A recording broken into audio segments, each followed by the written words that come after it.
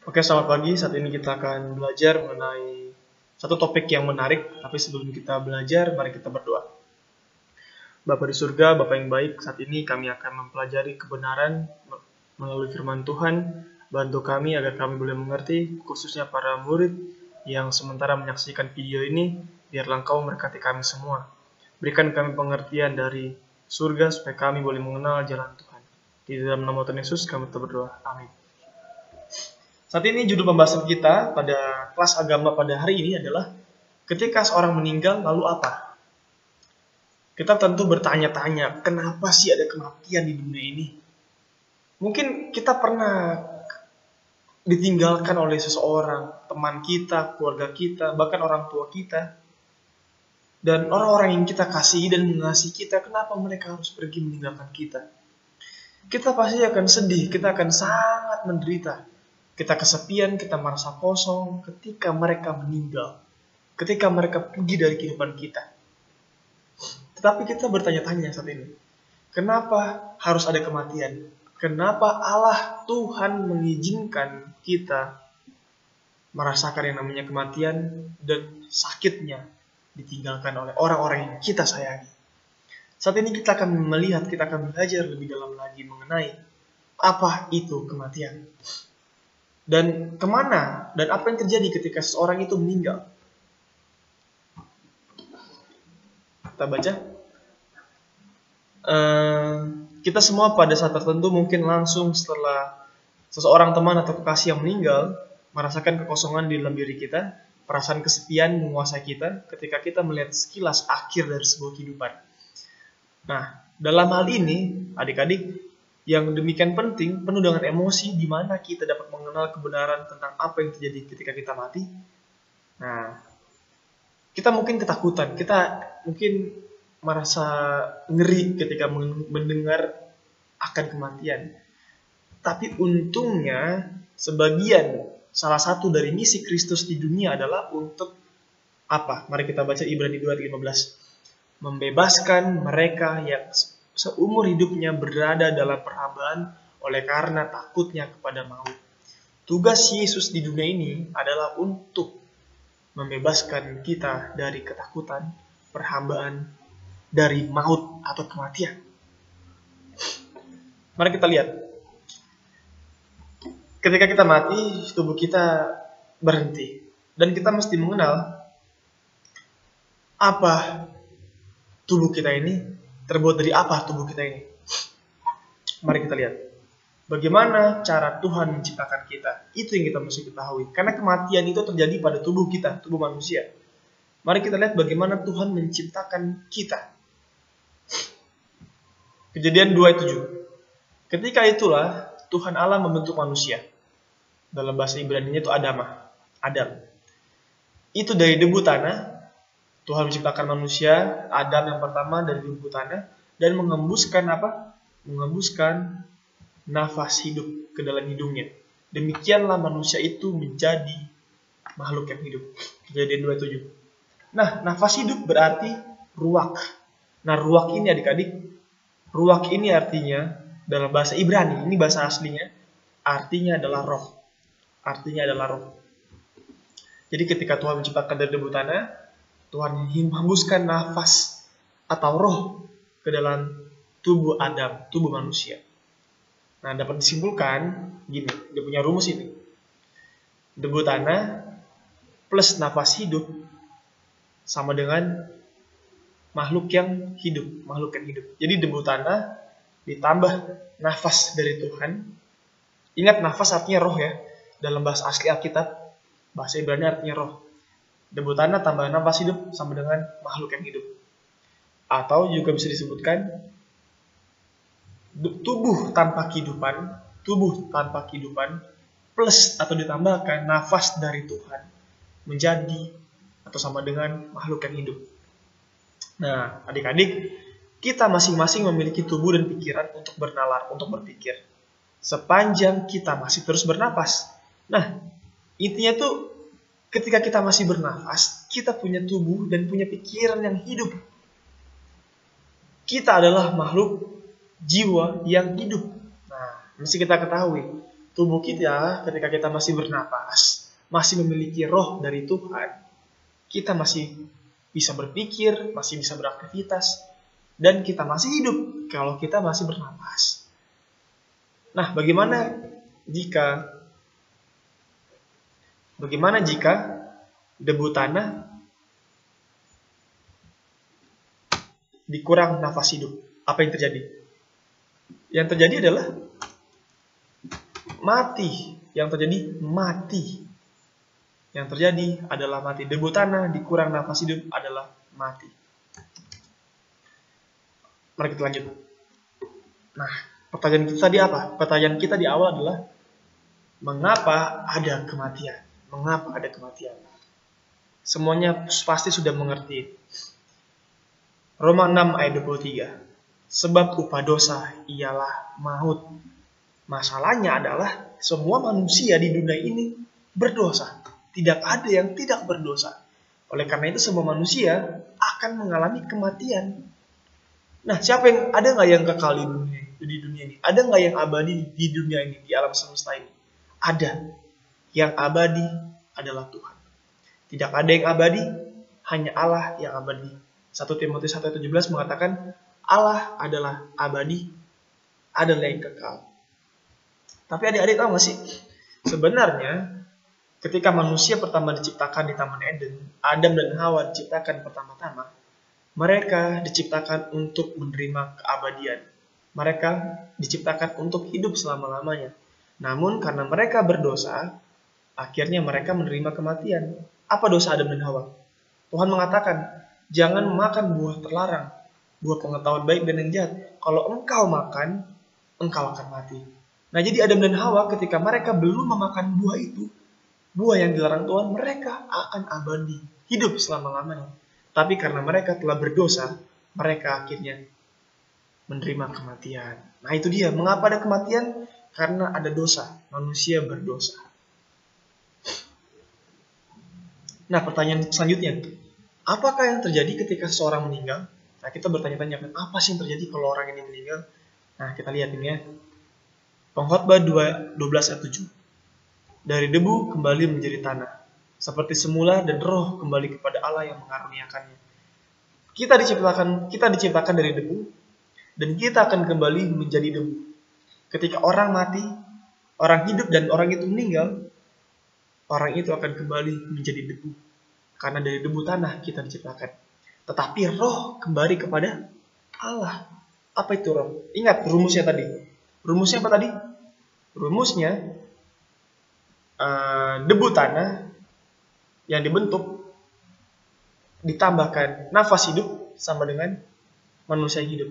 Atau tubuh tanpa kehidupan ditambahkan nafas dari Tuhan sama dengan tubuh yang hidup. Kalau kematian berarti tubuh tanpa nafas sama dengan mati. Sama dengan mati. Apa sih pengertiannya?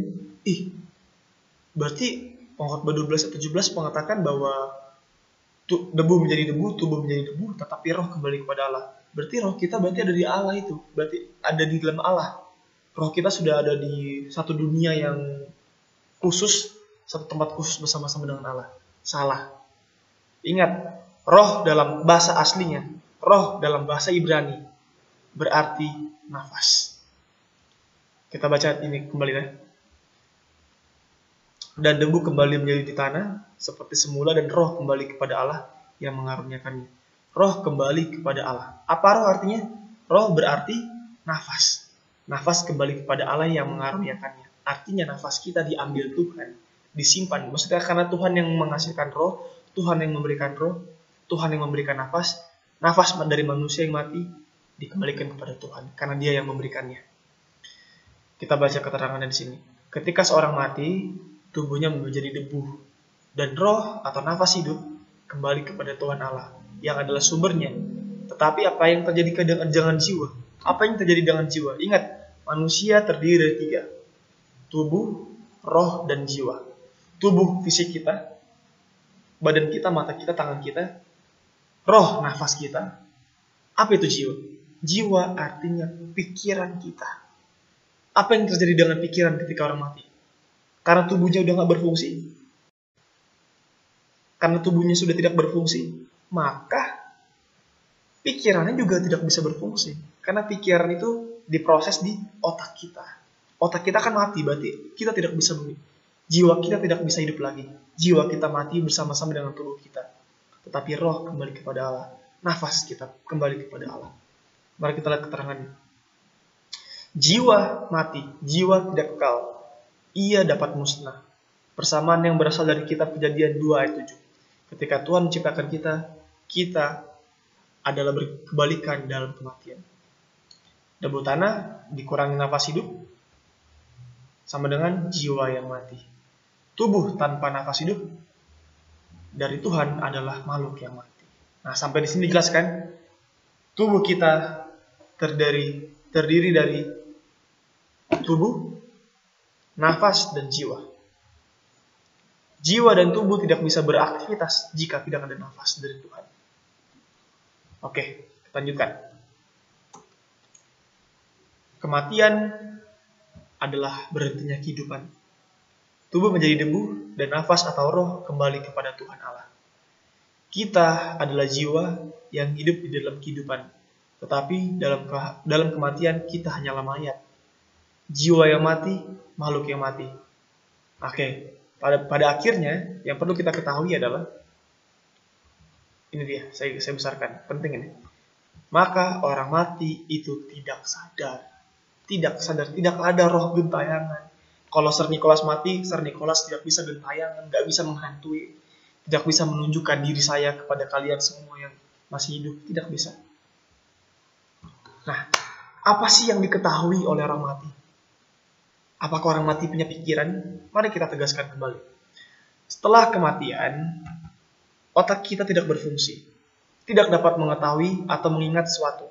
Semua perasaan dan semua feeling, perasaan manusia berhenti pada saat kematian. Ini dia, ada ayat Alkitabnya.